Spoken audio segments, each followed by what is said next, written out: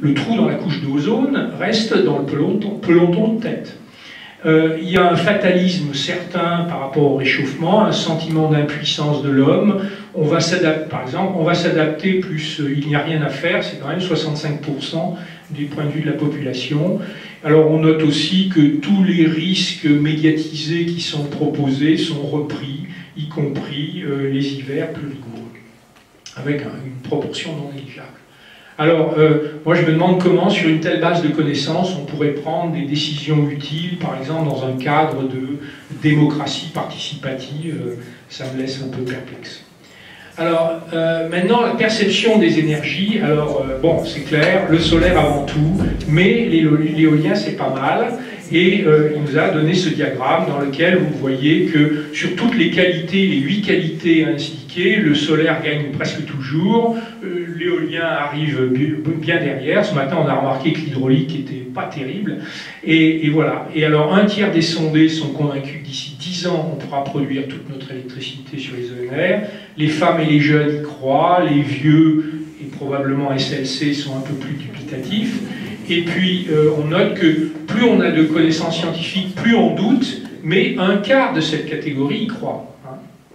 Alors, la perception des énergies, alors le nucléaire, ça va de haï à mal aimé. Alors, il n'y a aucune véritable qualité nucléaire, c'est ce qui est en noir. Vous voyez que même pour la performance, là où il gagne, il est à peine mieux que le solaire. 69% de la population est contre ou plutôt contre. L'abandon progressif est soutenu en majorité. Alors on a eu cette remarque intéressante que le nucléaire était une énergie de droite. Alors l'éducation scientifique ou le sentiment d'être bien informé a un impact favorable très faible. Et on a appris aussi que la compétence la plus crédible sur le sujet, ce n'est pas dit, mais enfin c'est la CRIRAD, c'est clair. Donc voilà le point. Donc alors j'en déduis que pour ceux qui aiment à ramer à contre-courant, le nucléaire c'est un thème idéal. Alors maintenant, on a ce matin Marcel Juffert, lui il nous a parlé, l'électricité est-elle un thème, est-elle le vecteur d'avenir pour la santé publique? Alors il nous a fait un rappel sur l'électricité. Alors pour moi il y a eu une remarque vraiment intéressante, j'ai appris quelque chose. La densité volumique d'énergie avec l'hydropneumatique, il y a un facteur 10 puissance 2, c'était assez impressionnant. Après, bon, il a montré que l'électricité compense en général ce handicap par la commodité, la propreté au plan local. Bon, après, il est passé sur les problèmes de stockage, les steppes, etc. Il a mentionné les supercondensateurs parce qu'il allait en avoir besoin, mentionné que par rapport aux batteries, en gros, pour la puissance, on gagne un facteur 10, pour le stockage, on perd un facteur 10. Alors, ensuite, il est rentré dans le cœur, l'électricité et la santé. Alors, le thème 1, moi, je pense que là, on était vraiment dans le cœur du sujet. C'était en gros l'homme artificiel, cerveau, cœur, mobilité, des illustrations de réalisation impressionnantes. Et bon, moi, j'ai trouvé ça magnifique. Ensuite, le thème 2, c'était tout aussi intéressant. Hein, ça s'inscrivait dans le contexte travailler à réduire un facteur de risque sanitaire, en gros la pollution atmosphérique, c'est-à-dire électrifier la circulation urbaine de façon générale collective. Donc, il propose les transferts d'énergie à distance par boucle électromagnétique. Moi, j'ai trouvé que c'était une solution puissante, élégante, dans un contexte urbain, périurbain. Mais je dois dire que compte tenu de l'exposé de M. Zmiro, les problèmes de pollution et donc de santé publique liés au transport routier, à mon avis, ça concerne avant tout le fret et les déplacements de particuliers. En gros, il nous a surtout parlé du périphérique de Paris. De plus, pour la part faible de pollution, que je crois faible, de pollution liée au transport collectif, même par des bus, il existe, je crois déjà, des options qui permettent de la réduire, que ce soit l'électrique ou le gaz. Bon, voilà.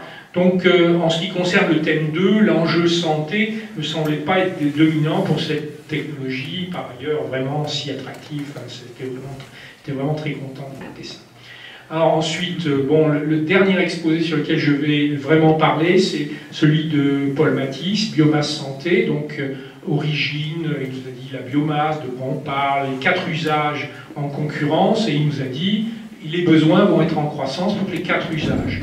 Bon, il nous a rappelé que la bioénergie, c'était pas vraiment nouveau, et puis après, il a passé 4 thèmes en revue. Alors la cuisson dans les pays pauvres, le point important, après ça a renvoyé à l'exposé de M. Ziri, mais en gros, il a donné beaucoup plus de précision et il nous a montré que des améliorations très importantes sont accessibles à faible coût.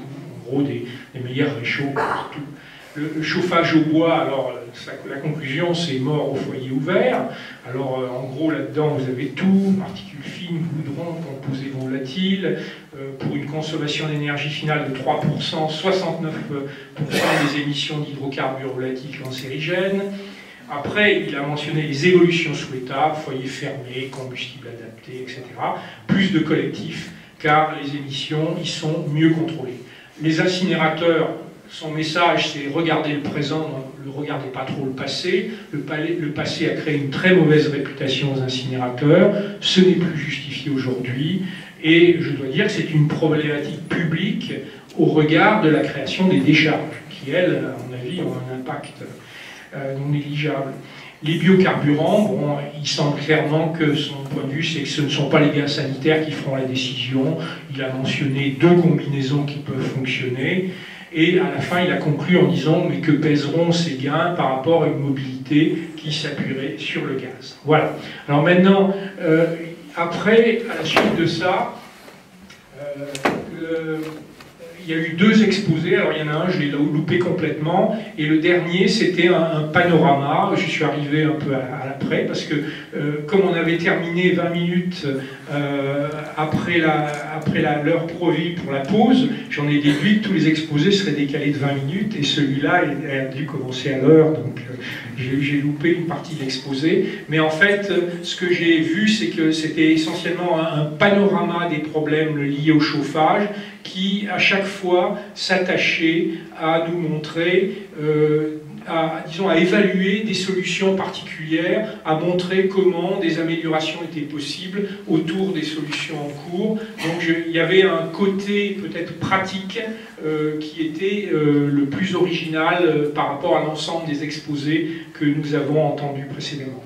Alors maintenant, je voudrais conclure par ceci, je veux dire, voilà. J'ai constaté que j'ai lu récemment des livres, et en fait, dans un livre, il y a marqué que vous, moi, en fait, tous les humains, on est très mal câblés intellectuellement pour avoir une bonne intuition statistique. Alors, le monsieur qui dit ça, c'est monsieur Kahneman, qui est le prix d'économie, Nobel d'économie 2002, qui a écrit un livre qui s'appelle Thinking Fast and Slow. Et le point intéressant, c'est que cette observation a été faite de façon générale, y compris auprès de statisticiens professionnels. Toutefois, eux, parce qu'ils disposent du bagage approprié, ils peuvent, après coup, rectifier le tir de leur intuition si on les force à s'asseoir et à réfléchir aux problèmes. En général, ce ne sera pas le cas du public qui n'a ni le bagage ni le temps.